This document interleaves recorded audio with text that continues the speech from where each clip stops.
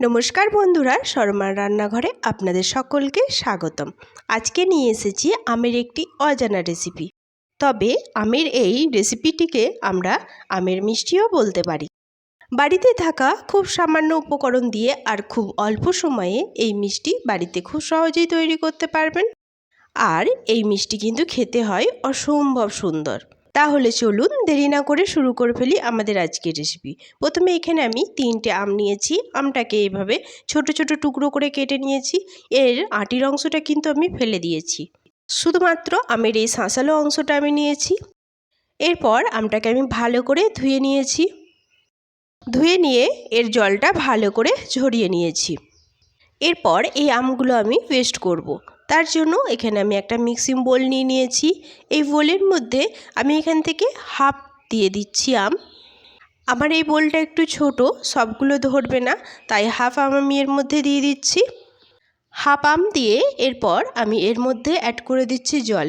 এখানে পেস্ট করব মিহি, তাই এখানে একটু জলের ভাগটা বেশি দেবো, দিয়ে এটা পেস্ট করে নেব। দেখুন আমার এখানে পেস্ট করা হয়ে গেছে। চামচের সাহায্যে দেখিয়ে দিচ্ছি, দেখুন এটা কিন্তু এইরকম মিহি পেস্ট হবে। এরপর আমি এই পেস্টটা ছেঁকে নেব। তার জন্য আমি এখানে একটা পাত্র নিয়ে নিয়েছি। এই পাত্রের মধ্যে একটা আমি স্ট্রেনার দিয়ে দিচ্ছি। এই স্ট্রেনারের মধ্যে আমি এবার পেস্ট করা আমটা দিয়ে দিলাম। এরপর চামচের সাহায্যে আমি এইভাবে এটাকে পুরো ছেঁকে নেব। আমের একেবারে স্মুথ পেস্টটা আমরা নেব, এর ছিবড়ের অংশটা কিন্তু নেব না, এটা ফেলে দেব। দেখুন এখানে আমার ছাঁকা হয়ে গেছে, কতটা এর থেকে ছিবড়ে অংশ বেরিয়েছে। আমের এই পেস্টটা কিন্তু খুব ভালো করে ছেঁকে নিতে হবে। এই ছিবড়ের অংশটা প্রথমে আমি ফেলছি না, এটাকে আবারও আমি পেস্ট করে নেব। জন্য মিক্সিং জারের মধ্যে এই পেস্টটা আমি দিয়ে দিচ্ছি। আর আমার বাদবাকি যে কেটে রাখা আমগুলো আছে আমি সেগুলো এই জারের মধ্যে দিয়ে দিচ্ছি।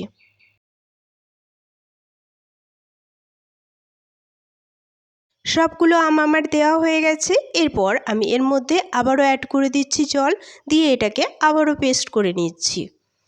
দেখুন এখানে আমার পেস্ট করা আবারও হয়ে গেছে। এরপর এই পেস্টটাকে আবারও আমি ছেঁকে নেব। আমটা পেস্ট করার সময় অবশ্যই একটু জল বেশি দেবেন, কারণ এটার একেবারে আমরা মিহি পেস্টটা বার করে নেব, তার জন্য আমটা কিন্তু খুব ভালোভাবে পেস্ট করতে হবে। সেই জন্য জলের মাপটা প্রথমে একটু বেশি দিলেও অসুবিধা নেই।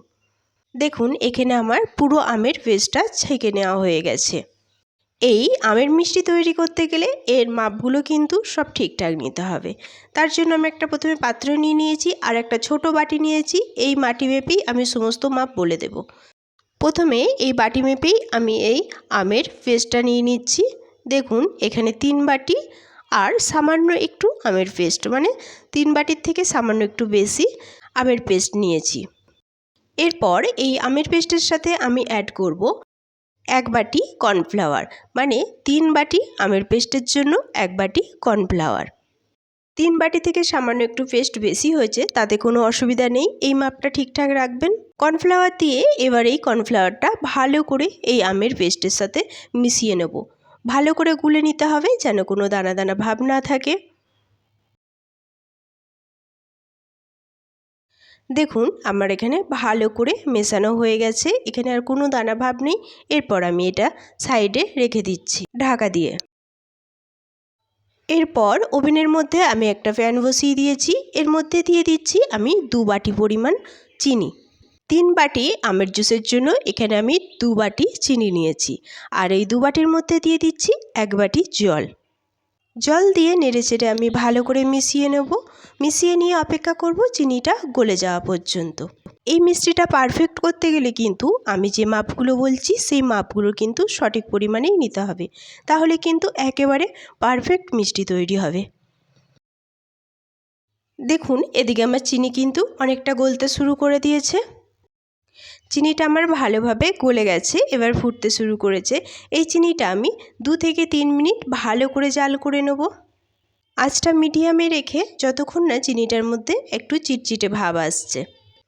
চিনিটা কিন্তু এইভাবে অনবরত নেড়ে নেড়ে আমি জাল করে নেব 2 থেকে 3 মিনিট। চিনিটা গলে যাওয়ার পর চিনিটার মধ্যে যে একটা জল জল ভাব থাকে, সেই জল ভাবটা শুকিয়ে নিয়ে একটু আঠালো আঠালো করে নিতে হবে। দেখুন এখানে চিনিটা আমি 3 মিনিট জাল করে নিয়েছি। চিনিটা কিন্তু খুব সুন্দর পুরু হয়ে গেছে আর ওপরটা দেখুন কত সুন্দর ফেনা কেটে গেছে। চিনির শিরাটা আমার পারফেক্ট তৈরি হয়ে গেছে। এরপর আমি অ্যাড করে দিচ্ছি এর মধ্যে যে কর্নফ্লাওয়ার আর আমের পেস্ট করে রেখেছিলাম সেটা। এই পেস্টটা দিয়ে এবার এটা অনবরত নাড়তে হবে। যেহেতু কর্নফ্লাওয়ার আছে সেহেতু এটা একটু নাড়লে পরেই গুণ হয়ে যাবে আর এটা তলায় লেগে যাওয়ার সম্ভাবনা থাকে। তাই কর্নফ্লাওয়ার দিয়ে অবশ্যই এটা অনবরত নাড়তে হবে আর এই সময় আঁচটা কিন্তু একেবারে লোতে রাখতে হবে। কিছুক্ষণ নাড়ার পরই দেখবেন এটা পুরো হয়ে যাচ্ছে আর কর্নফ্লাওয়ারগুলো একেবারে দলা দলা পেকে যাচ্ছে। এই সময় এর মধ্যে আমি অ্যাড করে দিচ্ছি এলাচের পাউডার সামান্য ফ্লেভারের জন্য আর দিয়ে দিচ্ছি সামান্য একটু বিট লবণ। এই সমস্ত উপকরণ দিয়ে এরপর আমি ভালো করে এটা নেড়েচেড়ে মিশিয়ে নিচ্ছি। দেখুন এটা কিন্তু আমি স্কিপ করিনি, অনবরত নাড়ার ফলে দেখুন আস্তে আস্তে কর্নফ্লাওয়ারটা কিন্তু দলা পেকে যাচ্ছে আর এটা কিন্তু খুব তাড়াতাড়ি জমে যাবে। দেখুন এখানে কিন্তু কর্নফ্লাওয়ারটা জমতে শুরু করে দিয়েছে। এই সময় কিন্তু আঁচটা লোতে রেখে অনবরতই কিন্তু নেড়ে যেতে হবে। 2-1 মিনিট এইভাবে নাড়াচাড়া করার পর দেখবেন এটা পুরোটাই একেবারে জমাট বেঁধে যাবে সুন্দরভাবে। আমার এখানে পাত্রটা একটু ছোট হয়ে যাওয়ার জন্য আমাকে এটা সাবধানে করতে হচ্ছে। আপনারা একটু বড় পাত্রে করবেন, তাহলে কিন্তু এটা করতে খুব সুবিধা হবে। দেখুন এখানে পুরোটা কর্নফ্লাওয়ার একেবারে শুকিয়ে গেছে আর কত সুন্দর ক্রিমি ক্রিমি হয়ে এসেছে। এরপর এটা আমি আরও 3 থেকে 4 মিনিট ভালো করে জাল করে নেব। এইভাবে অনবরত নাড়তে নাড়তে যতক্ষণ না এই পেস্টটা প্যানের গা ছেড়ে দিচ্ছে ততক্ষণ পর্যন্ত কিন্তু এটা জাল করতে হবে। আমি এটা কাঁচা আমের মিষ্টি বানাচ্ছি, তবে এর কালারটা একটু সুন্দর আনার জন্য এখানে আমি সামান্য ইয়েলো ফুড কালার অ্যাড করে দিচ্ছি। আপনারা যদি চান তাহলে এখানে গ্রিন কালারও অ্যাড করতে পারেন। আমার কাছে গ্রিন কালার ছিল না, তাই আমি একটু ইয়েলো ফুড কালার এর মধ্যে অ্যাড করে দিলাম। অ্যাড করে এটাকে আবারও ভালো করে মিশিয়ে নিয়েছি। দেখুন এর কালারটা কিন্তু কত সুন্দর এসেছে। এরপর আবারও আমি অনবরত এইভাবে নেড়ে নেড়ে এটাকে ভালো করে জাল করে নেব। এই সময় এর মধ্যে অ্যাড করে দিচ্ছি 1 চামচ ঘি। এই ঘিটা দিলে যেমন এর ফ্লেভারটাও সুন্দর হবে, সেই রকম এই ঘিটা দিলে পরে কিন্তু এই আমের পেস্টটা খুব সুন্দরভাবে প্যানের গা থেকে ছেড়ে আসবে। ঘি দিয়ে এটাকে আমি আবারও নেড়েচেড়ে খুব ভালোভাবে মিশিয়ে নিচ্ছি। দেখুন ঘি দেওয়ার ফলে এই আমের পেস্টটা কিন্তু খুব সুন্দরভাবে প্যানের গা থেকে ছেড়ে যাচ্ছে। আর এই আমের পেস্টটা কিন্তু খুব ভালোভাবে জাল করে নিতে হবে। যতক্ষণ পর্যন্ত না এটা প্যানের গা ছাড়ছে ততক্ষণ পর্যন্ত কিন্তু এটা কুক করে নিতে হবে। যদি এটা ভালোভাবে কুক না হয় তাহলে কিন্তু এই মিষ্টিটা ভালোভাবে জমাট বাঁধবে না আর এটা যখন পিস করবেন তখন কিন্তু হাতে লেগে যাবে। তাই অবশ্যই যখন এটা প্যানের গা ছেড়ে দেবে সেই সময়ই নামাবেন, তাহলে কিন্তু মিষ্টিটা একেবারে পারফেক্ট হবে। দেখুন কথায় কথায় আমার কিন্তু আমের এই পেস্টটা ভালো করে জাল করা হয়ে গেছে। দেখুন প্যানের গা ছেড়ে দিচ্ছে। আমার আমের পেস্ট রেডি হয়ে গেছে। এরপর আমি গ্যাসের ফ্লেম অফ করে এটাকে নামিয়ে নিচ্ছি। এরপর আমি একটা পাত্র নিয়ে নিয়েছি। এর মধ্যে দিয়ে দিচ্ছি একটু সাদা তেল। তেল দিয়ে আমি এটা পাত্রের গায়ে ভালো করে মাখিয়ে নেব। আপনারা যে কোনো স্টিলের বাটি বা যে কোনো যে পাত্রে এই মিষ্টিটা তৈরি করতে পারেন। যে কোনো জায়গায় এটা কিন্তু খুব ভালোভাবে সেট হয়ে যাবে। দেখুন পাত্রের গায়ে ভালো করে তেল মাখানো হয়ে গেছে। এরপর এখানে কিছু আমি কুমড়ো বীজ, ছাড়ানো কুমড়োর বীজ ড্রাই রোস্ট করে রেখেছিলাম, সেগুলো এর মধ্যে দিয়ে দিচ্ছি। এখানে আপনারা যে কোনো ড্রাই ফ্রুটও অ্যাড করতে পারেন, এটা শুধুমাত্র দেখতে সুন্দর লাগবে তার জন্য। দেখুন বীজগুলো আমি এইভাবে সাজিয়ে দিয়েছি। এরপর এর মধ্যে আমি পেস্টটা দিয়ে দিচ্ছি আমের। সব পেস্টটাই আমি এর মধ্যে আস্তে আস্তে ঢেলে দিচ্ছি। দেখুন পেস্টটা কি সুন্দরভাবে পড়ছে, এটা কিন্তু খুব সুন্দরভাবে কুকও হয়েছে। সব পেস্টটা আমার দেওয়া হয়ে গেছে। এরপর এর ওপরটা আমি এইভাবে স্প্যাচুলা দিয়ে এটাকে সমান করে দিচ্ছি। এইভাবে আমের মিষ্টি তৈরি করে দেখবেন, এটা ছোট থেকে বড় সকলেরই মন কেড়ে নেবে আর এটা খেতে কিন্তু অসম্ভব সুন্দর হয়। আর আমি যে মাপ দিয়েছি সেই মাপ অনুযায়ী করলে যে কেউ এই মিষ্টিটা খুব সহজেই বানিয়ে ফেলতে পারবেন। দেখুন আমার এখানে সমান করা হয়ে গেছে। এরপর ওপর দিয়ে আমি আবারও কিছু কুমড়োর বীজ এইভাবে দিয়ে দিচ্ছি। এখানে আপনারা মগজদানাও ইউজ করতে পারেন, সেটাও কিন্তু দেখতে খুব সুন্দর লাগবে। সবগুলো আমার দেওয়া হয়ে গেছে। এরপর ফিরে আসছি এটাকে খুব ভালোভাবে ঠান্ডা করে নিয়ে। দেখুন এখানে আমার আমের মিষ্টিটা খুব ভালোভাবে ঠান্ডা হয়ে গেছে আর এটা কত সুন্দর জমাটো বেঁধেছে, দেখুন হাতে একটুও লাগছে না। এরপর আমি একটা প্লেট নিয়ে নিচ্ছি, প্লেটটা এই পাত্রের উপরে এইভাবে রেখে এটাকে উল্টে দিচ্ছি। এইভাবে উল্টালে দেখবেন খুব সহজেই মিষ্টিটা প্লেটের মধ্যে চলে আসছে, এটা ট্যাপ করারও প্রয়োজন হচ্ছে না।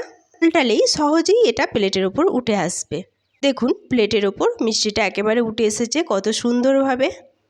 দেখুন মিষ্টিটা দেখতে কিন্তু খুব সুন্দর হয়েছে আর এটা খেতেও কিন্তু অসম্ভব সুন্দর, না খেলে পরে কিন্তু বিশ্বাসই হবে না। এরপর আমি এই মিষ্টিটা কেটে আপনাদের দেখিয়ে দিই যে এটা ভেতর থেকে কতটা সুন্দর হয়েছে। তার জন্য আমি একটা ছুরি নিয়েছি, নিয়ে এর সাইডের অংশ থেকে এইভাবে একটু কেটে নিচ্ছি। দেখুন এখানে আমার মন মতোভাবে একটু বড় সাইজ করে আপনাদের কেটে দেখাচ্ছি।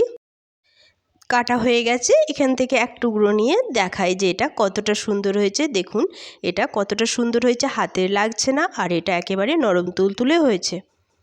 আর এই মিষ্টিটি কিন্তু মুখে দিলে একেবারে মিলিয়ে যাবে, বড় থেকে ছোট সকলেরই পছন্দ হবে এই মিষ্টিটি। আর এই মিষ্টিটাকে এইভাবে ভেঙে দেখাই, দেখুন এটা কত সুন্দরভাবে ছোট্ট ছোট্ট আকারে ভেঙে যাচ্ছে। মিষ্টিটা কিন্তু একটুও হাতে লাগছে না। আপনারা এই মিষ্টিটা এইভাবেও খেতে পারেন অথবা এটাকে ফ্রিজের মধ্যে 1 ঘন্টা রেখে ঠান্ডা করেও খেতে পারেন, তাতেও কিন্তু খুব সুন্দর লাগে। সকলের কাছে অনুরোধ রইল এই মিষ্টিটি বাড়িতে অবশ্যই একবার ট্রাই করে দেখুন, এটা সকলেরই পছন্দ হবে। আর আমার রেসিপিটি কেমন লাগলো তা কমেন্টে জানাতে যেন ভুলবেন না। আজ এই পর্যন্তই, দেখা হবে আবারও একটা নতুন রেসিপি নিয়ে। ততক্ষণ সবাই সুস্থ থাকবেন, ভালো থাকবেন। সকলকে ধন্যবাদ।